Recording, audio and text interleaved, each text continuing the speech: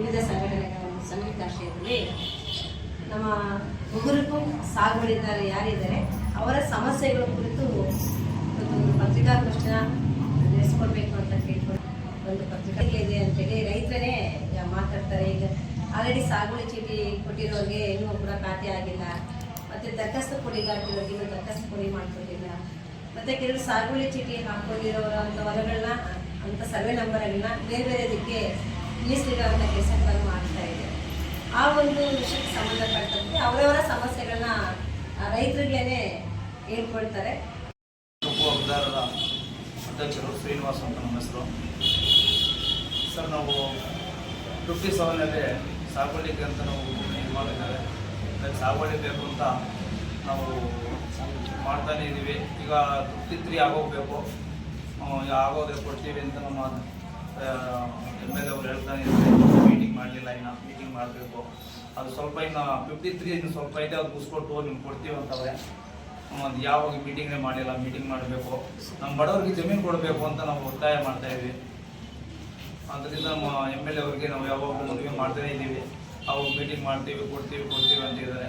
ನಮಗೆ ಅನುಕೂಲ ಮಾಡಿಕೊಡ್ಬೇಕು ಅಂತ, ನಮ್ಮ ಬಡವರಿಗೆ ಜಮೀನು ಬೇಕು ಅಂತ ನಾವು ಒದ್ದಾಡ್ತಾ ಇದ್ದೀವಿ. ಅದರಿಂದ ನಮ್ಗೆ ಸಾಗುವಳಿ ಚೀಟಿ ಬೇಕು. ಆದಷ್ಟು ಬೇಗ 53 ಮುಗಿಸ್ಬಿಟ್ಟು ನಾವು 57 ಕೊಡಬೇಕು ಅಂತ ನಾವು ನಿಮ್ಮಲ್ಲಿ ಮನವಿ ಮಾಡ್ಕೊತಾ ಇದ್ದೀವಿ ಸರ್. ನಾನು ಬೃಹತ್ತರ ಸಮಿತಿಯ ಸದಸ್ಯರು. ಇದರಲ್ಲಿ ಸುಮಾರು ಒಂದು 30 ವರ್ಷಗಳ ಹಿಂದಿನಿಂದ ಇವರು ಸಾಗುವಳಿಯಿಂದ ನರಸಿಂಹಮೂರ್ತಿ ಅಂತವರು.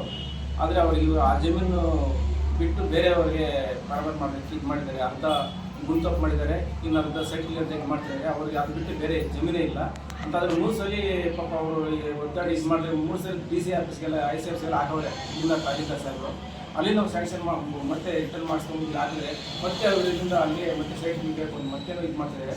ಪಾಪ ಜಮೀನು ಏನಿಲ್ಲ ಅಂತ ಬಡವರಿಗೆ ಈ ಥರ ಅನ್ಯಾಯ ಮಾಡೋದು ತುಂಬ ತಪ್ಪಾಗಿದೆ. ಇದನ್ನು ತಾವು ದಯವಿಟ್ಟು ಇದನ್ನು ಪರಿಶೀಲನೆ ಮಾಡಬೇಕು. ನೀವು ಪತ್ರಕರ್ತರು ತಾವು ಇವೆಲ್ಲ ಇದನ್ನ ಇಂಥದನ್ನೇ ತಗೋಬೇಕು. ಬಡವರಿಗೆ ಅನ್ಯಾಯ ಜೆ ಸರ್ ಅವರೆಲ್ಲ ನೋಡಿ, ಈಗ ದಾಖಲೆಲ್ಲ ಇದ್ದಾವೆ. AC ಕೊಟ್ಟಿರೋದು, AC ಹಾಳಾಗಿರೋದು, ಮತ್ತು ಇವರು ಯಾರು ಇಲ್ಲಿ ಕೊಟ್ಟಿರೋ ತಾಯಿಂದ ಕೊಟ್ಟಿರೋದು ಎಲ್ಲ ಇದ್ದಾವೆ. ಅವರು ತಂದೆ ಬಂದು ಜೀವಿಕಾದಲ್ಲಿ ಪಾಪ ತುಂಬ ಸೀರಿಯಸ್ ಆಯಿತು. ಅವಾಗಿಂದ ಬಿಟ್ಬಿಟ್ಟು ನೋಡ್ಕೊಳ್ಳೋದಕ್ಕೆ ಅವ್ರು ಈ ಥರ ಮಾಡೋರೆ.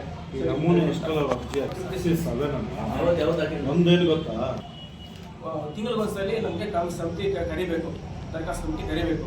ತಿಂಗಳಿಗೊಂದು ಕರೀತಾ ಇಲ್ಲ. 1 ವರ್ಷ ಆಗಿದೆ, ಕರೀದಿಲ್ಲ. ಮೊನ್ನೆ ಒಂದು ಆಗಿದೆ, ಆದ್ರೂ ಅದಕ್ಕೆ ಸಾಗುವಳಿ ಚೀಟಿ ಕೊಟ್ಟಿಲ್ಲ, ಏನು ಮಾಡಿಲ್ಲ. ಸುಮ್ಮನೆ ಕರೆದಿದ್ದಾರೆ, ಹಂಗೆ ಬಿಟ್ಬಿಟ್ಟಿದ್ದಾರೆ.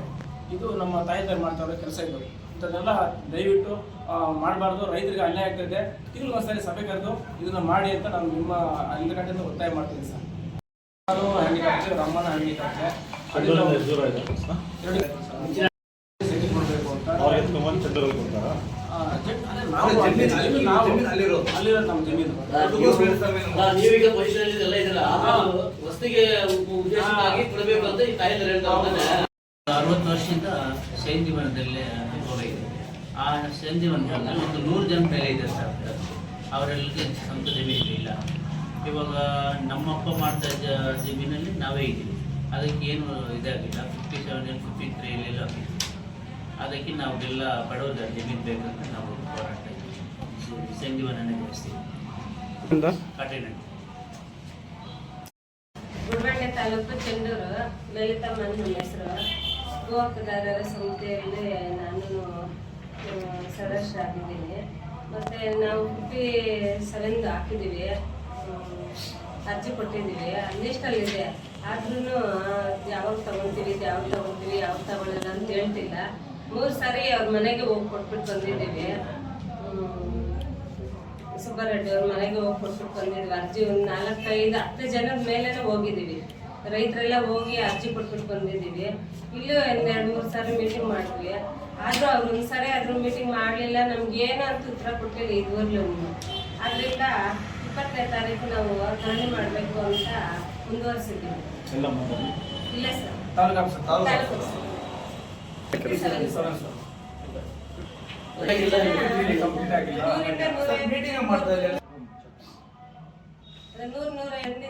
ಅಷ್ಟು ಜನ ಧರಣಿ ಮಾಡಬೇಕು ಅಂತ ತೀರ್ಮಾನ ಮಾಡ್ಕೊಂಡಿದ್ದೀವಿ ಸರ್.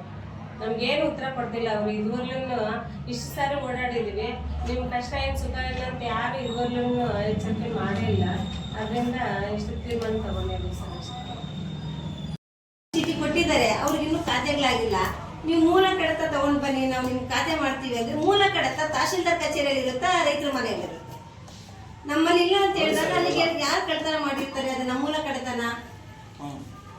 ಅದು ಕೂಡ ಅಧಿಕಾರಿಗಳು ಪ್ರಶ್ನೆ ಮಾಡ್ಕೊಳ್ಬೇಕು. ಮೂಲ ಕಡತ ಎಲ್ಲಿರುತ್ತೆ? ಅಧಿಕಾರಿಗಳ ಹತ್ರ ಇರುತ್ತಾ ಅಥವಾ ಅಂದ್ರೆ ಕಚೇರಿಯಲ್ಲಿ ಇರುತ್ತಾ ಅಥವಾ ರೈತರ ಮನೆಯಲ್ಲಿ ಇರುತ್ತಾ? ಅದೊಂದು ನೆಪ ಬಡ್ಡಿ ಅವ್ರು ಅದು ಮಾಡ್ಕೊಡ್ತಿಲ್ಲ. ಮತ್ತೆ ಸಾಗುವಳಿ ಚೀಟಿ ಕೊಡಬೇಕು ಅಂತಂದ್ರೆ ಕಿಮ್ಮತ್ ಕಟ್ಟಬೇಕು. ಈ ಸಮಿತಿಯಲ್ಲಿ ಪಾಸ್ ಆದ್ಮೇಲೆ ಕಿಮ್ಮತ್ ಕಟ್ಟಿದ್ದಾರೆ.